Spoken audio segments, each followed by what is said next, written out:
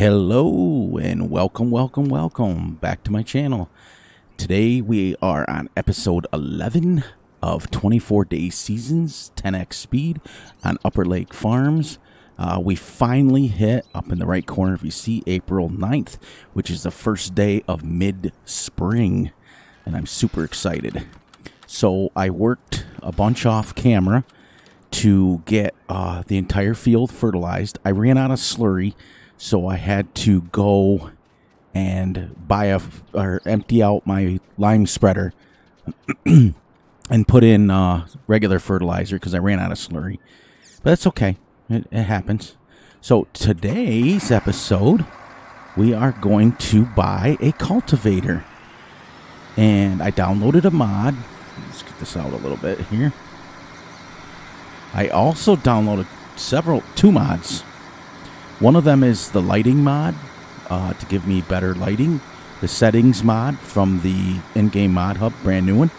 And a couple of John Deere cultivators and spreaders. Well, I don't need that. I forgot that I'd bought an extra one.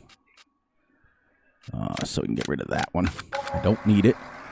But what we're going to do is we're going to buy this bad boy here. The 200 Seedbed Finisher. Only takes 78 horsepower, but it's a 12.6 meter spread. And so we're going to grab this bad boy here. Use our handy dandy. I couldn't remember what size, how many horsepower it needed, so I just grabbed the big tractor just in case. But this settings mod is amazing. You can change the field of view and the let me show you real quick. You just go under the regular settings now, and it gives you all of this stuff. Like I can turn on the clock, and I can turn on the fade effect, trailer level, and I'll do a mod review on this, so I'm not going to go too crazy. But I got the lighting from Wyther Farms, and I put my brightness up to 1.2 so that I can get a little bit, and I turn those nasty birds off. Ugh. And the depth of field is, if you look out in the mountains with it off, it gives them kind of a fuzzy look, but you get more detail close. When you turn them on, the depth of field, it gives them massive graphics, like they look really textured, but the up close graphics suffer. So I wanted to have the up close graphics a little bit better and put my controller down. I hope everybody's doing well. I can't believe we hit episode 11 in this.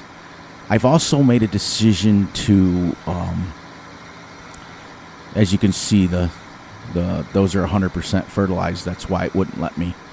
But I'll go across the middle of the field here because I want to show you guys something. When you're fertilizing, you can put lime and spread lime wherever. But when you get to a part that is 100% fertilized, it won't let you fertilize over it. So that's why there's these patches, because this needed lime, but it didn't need the extra layer of fertilizer. So we're going to get down here. We'll get started with the GPS again. But I changed it up a little bit, and I decided to see the depth of field. I mean, it gives you the first layer of trees and the second layer of trees, but then the mountains are kind of fuzzy, which is okay. I'd rather have the graphics really good up close. But also, look at this, the first day of spring, first day of mid-spring, now those awful brown, hideous trees are gone, and we've got some leaves. So, and you can also see the different textures in slurry to regular fertilizer. And the grass has started to grow, getting a little bit darker. But the settings mod is a game changer. Absolutely game changer. Gives you the opportunity to change custom lighting, to change custom, get rid of those birds, change, like for example, let me show you real quick, the vehicle camera smoothness, okay? Before, with it off, when you turned like this, it would whip it around. But for content creators like myself, now I can push it as fast as I want, and it only goes a certain speed. This doesn't make people like nauseous. the custom lighting on maps. So any map that you have downloaded, this is for PC. I don't know if it's come out for console yet, but any map that you have downloaded, you can pick the lighting from it. It's pretty cool. You can go down here and pick, if you just want to see mods in the shop, you can turn that off or turn it off, and then it'll only show your mods. If you turn it on, it shows both. The save game auto start, when you start up a map, you know how you pick your mods and load your mods, and if you want to skip that, you can go into this, turn this on, and it'll go right into your game. Like basically you start. The only disadvantage of that is it will not load the start screen. It just goes right into the map. So I turn that off. But also player camera smoothness is the same as vehicle camera. If you look, when I get out, I can go really smooth now. So when I'm doing a mod review, I can come up to a tractor and do it like this, so you don't get that screaming blur and screaming dizziness. So you can turn the crosshairs on, off, or partial. And what that is for me is, see, on, off, and then you can turn it partial. What partial means is it won't show that crosshair in the middle, that awful blue one or white one or whatever color you have it. But when I go to pick something up, the little hand will come up. So that gives me the best of both worlds. So when I'm doing a mod review, if you notice, it doesn't have that. It keeps it off completely. So I don't want to waste too much time going over it, but I can turn on, let me show you this one. Now I don't need a mod. I can turn it on. If you look up in the corner, it tells you that I'm recording this at 11:07 at night. So I turn it off for those of you that, and you can go hour and date, and details like the day of the week. But I turn it off when I'm recording. I turn it on so that where my computer is set up in my dining room, I don't have a clock. That's the only reason I downloaded that mod, because I don't have access to a clock. I mean, I could wear a watch and I have my phone, but it's easier just to look up on the screen and see it. Whoops. Sometimes I can't back up. You'd think I'd never played Truck Sim. But it went back super duper cold again, weather-wise here. I don't like the tractors for trying to set up GPS. It's going to be a little difficult at first, so we're going to get this set up. GPS on. All right, auto width. One notch. I'll take that off. Back, and then I'll set this. And I'll lower that so that I can cultivate at the same time. And get set up here. Now this should go 9 miles an hour, but we'll get her set up like right about there. And then I'll move it over. Just so that I can get, there you go. And then turn that on, and away we go. So, yep, that's where I stand. I had a couple of issues anyways, getting back to that mod, the amazing ability to change the lighting on a map is just like, if you've ever played a map where you're like, wow, that's like, I love the lighting on that map, and then you go to another one, it's like dark. This map here, the Upper Lake Farms map, was always dreary. It was always cloudy and kind of, it was just kind of yucky. So I added the Wyther Farms map, and it gives you a little more sun. If you go to the Ravenport, you can go super sunny and super like thing, but it didn't match the weather, so I was like, okay, I'll just use this. But the map maker of Wyther Farms put the actual change of seasons in. But you see like the depth of field. Now what that does, if you look out in the distance now, you can see the trees, but they're faded.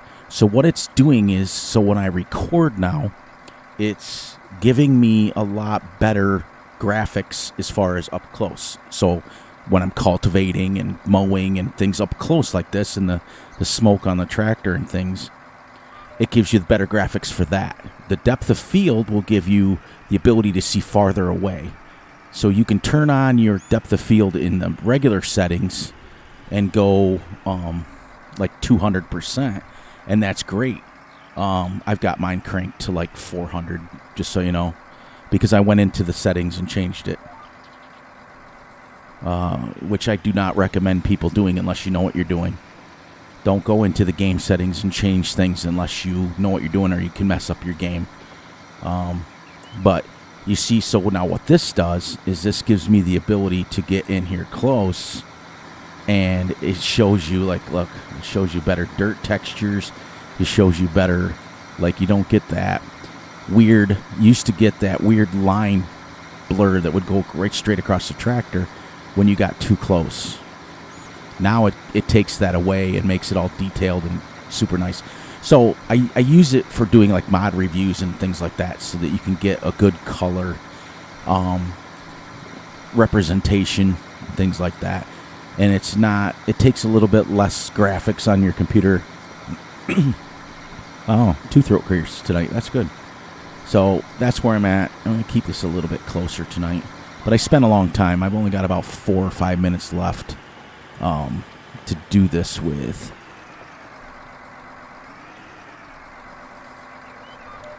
But I do like the track tractors for that. But I'm just enjoying the fact that I'm finally on episode 11.